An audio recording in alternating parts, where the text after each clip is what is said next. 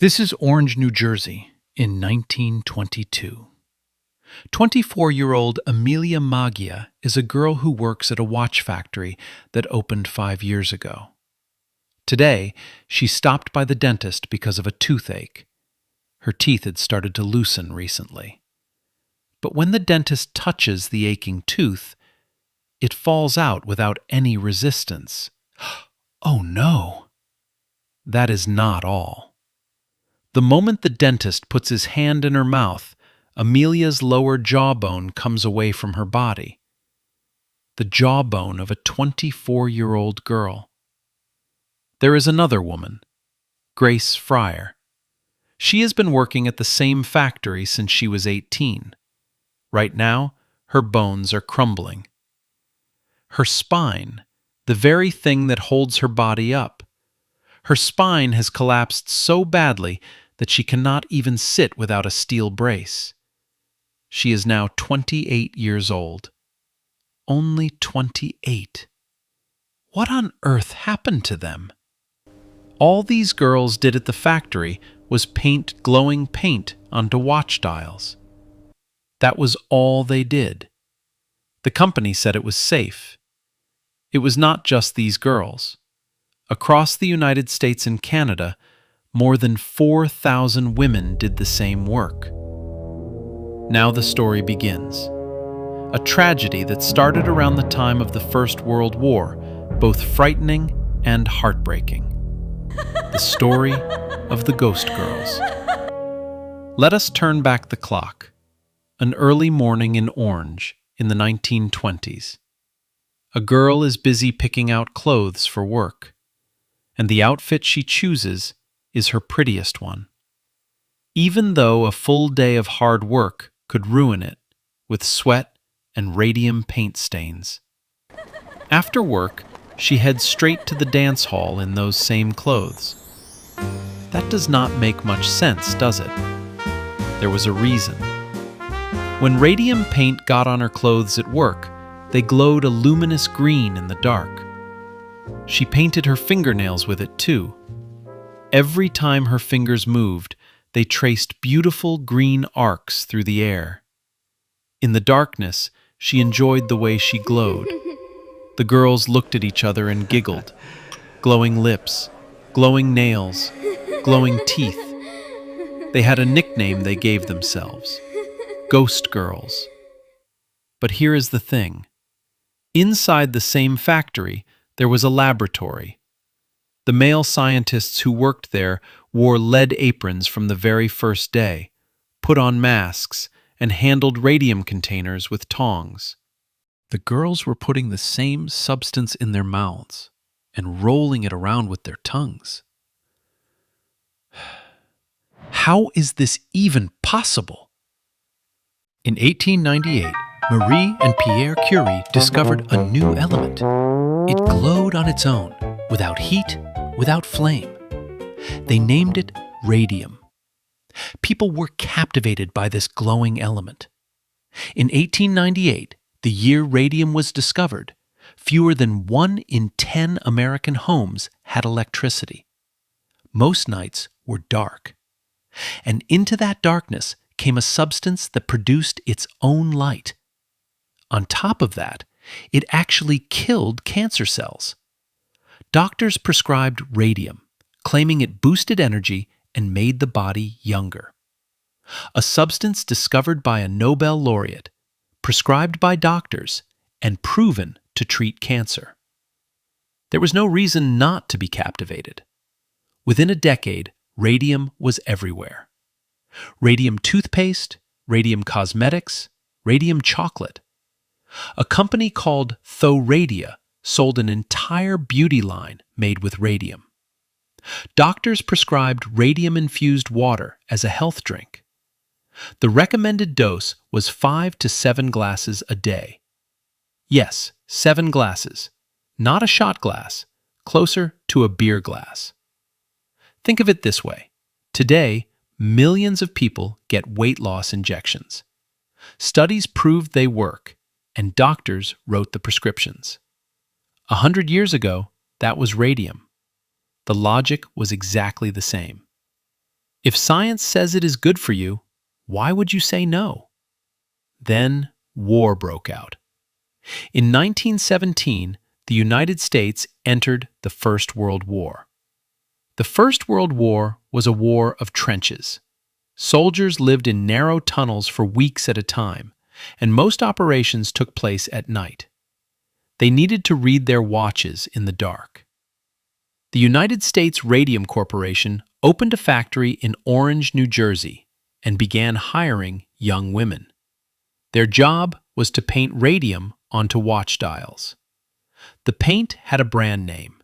It was called Undark. The watch on your wrist has hands that glow too. That is luminescence.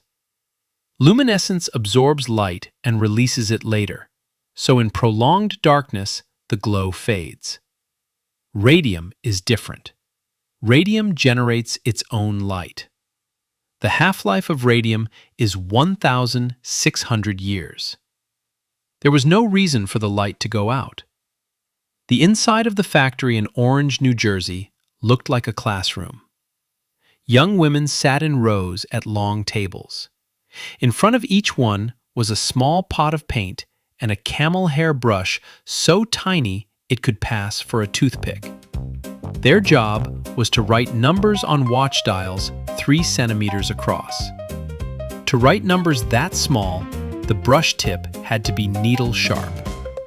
After a few strokes, the bristles splayed. Rinsing the brush with water and a cloth would fix it, but the supervisors would not allow it. At the time, radium cost over $100,000 per gram.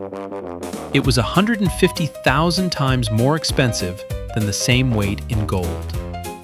1 gram of radium could buy 300 Ford automobiles. Any paint left on a cloth was money thrown away. Instead, they taught a faster method. Put the brush between your lips and twist the bristles into a point with your tongue. Lip. Dip the brush in the paint. Dip. Apply it to the dial. Paint. Lip. Dip. Paint. Each watch had several numbers, so the brush went into the mouth 5 or 6 times per dial. At 250 dials a day, the brush entered their mouths roughly 1,500 times. Every time they brought the brush to their lips, the girls swallowed a tiny amount of radium. The company said it was safe. One supervisor even told them it would put roses in their cheeks. The pay was good, about 1.5 cents per watch. Painting 250 dials a day earned them about $18 a week. At the time, other factory women earned about $5 a week, so this was more than triple the pay. It was not a job just anyone could do either. You needed the dexterity to paint tiny numbers. For girls who could not stay long in school, for daughters of immigrant families, there was no better job. The watches the girls painted went to the battlefield. Soldiers in the trenches read those watches and charged the moment the artillery barrage ended. 1 minute too early, and you died from your own shells. 1 minute too late, and the enemy's guns cut you down. The girls believed the watches they painted might save soldiers' lives. By the end of the workday, radium dust covered their entire bodies. On their hands, in their hair, on their faces. In the folds of their clothes, under their fingernails. When they looked at each other inside the factory, their lips were glowing. Nobody worried. Radium was safe. The scientists had said so. The scientists in the factory's laboratory wore lead aprons and masks and handled radium with tongs. The girls were putting it in their mouths and rolling it around with their tongues. As the years passed and the 1920s began, something started going wrong with the girls' bodies. First came the toothaches. Then the bleeding from their gums would not stop. When a tooth was pulled, the socket would not heal, and pus seeped from the open wound. Amelia Maggia, the girl whose jawbone came off during a dental visit, died just days before her 25th birthday. The cause of death on her certificate was not radium poisoning. It was syphilis. The company continued to claim that the cause of the ongoing deaths was syphilis. When her body was exhumed and examined 5 years later, there was no trace of syphilis. They had smeared the reputation of a dead woman. Amelia was only the beginning. By 1924, 50 women who had worked at the same factory fell ill one after another, and 12 of them died. The company commissioned Harvard University to conduct an independent investigation. The conclusion of the submitted report was clear. The factory workers were being poisoned by radium, and the dangerous work practices had to change immediately. The company altered the report before submitting it to the Department of Labor. It said every girl was in perfect health. How shameless. In 1925, a doctor named Harrison Martland, the medical examiner of New Jersey, examined the bones of the dead women and found radium inside them.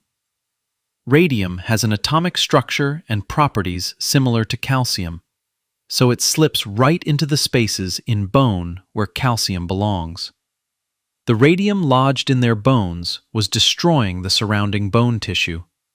According to Martland's investigation, the cause of death was radium poisoning. 3 years later, in 1928, Sabin von Soschaki, the man who invented radium paint, died of radium poisoning.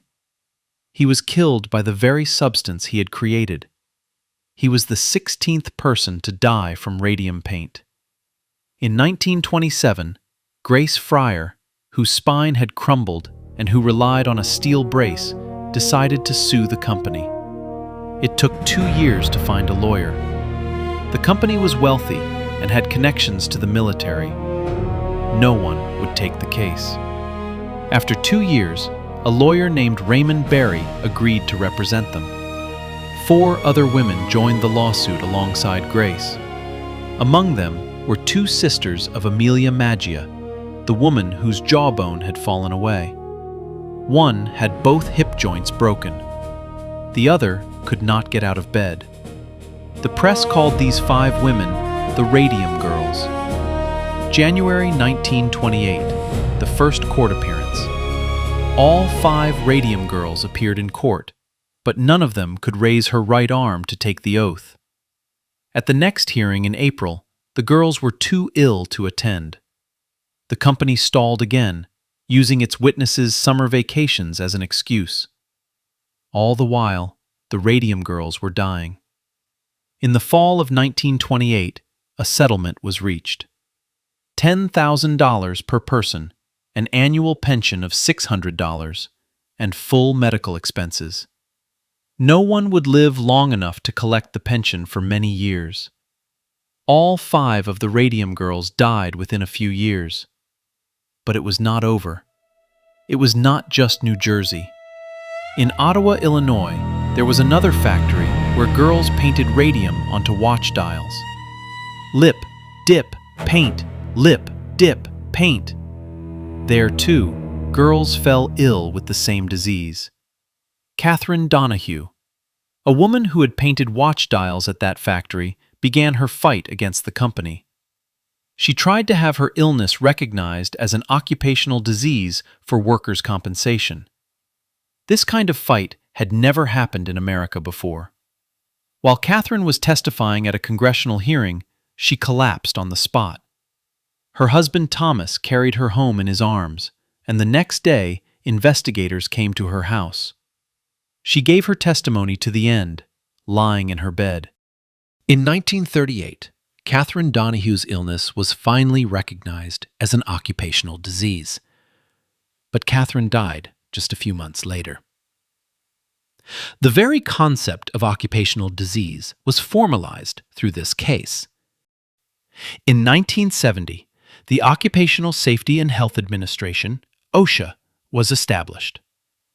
The Radium Girls case was one of its historical foundations. And there is one more thing. The maximum permissible body burden for radiation exposure used around the world today That number was calculated by measuring the bones of the Radium Girls. Their bones became the standard. Radium-based paint was banned entirely in the 1960s. The Radium Girls had to watch their bodies crumble apart when they were barely 20. All they did was believe when they were told it was safe. All they did was enjoy the way they glowed. They must have felt a terrible injustice.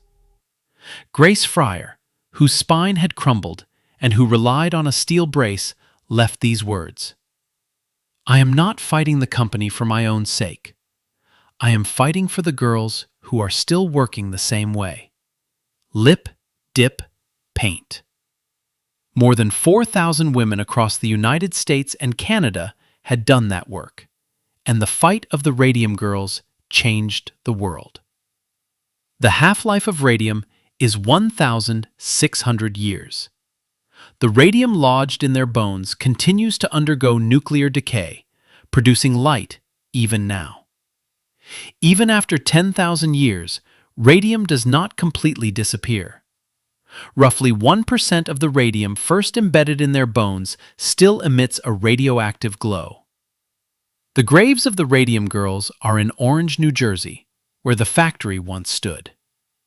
If you hold a radiation detector against the headstones that bear their names, even now, 100 years later, the needle swings wildly. 100 years have passed. Their flesh has rotted, and their bones have fully decayed. But the radium that was once lodged in those bones still traces their forms in green light inside the grave. Ghost Girls. Just like the nickname they gave themselves, giggling.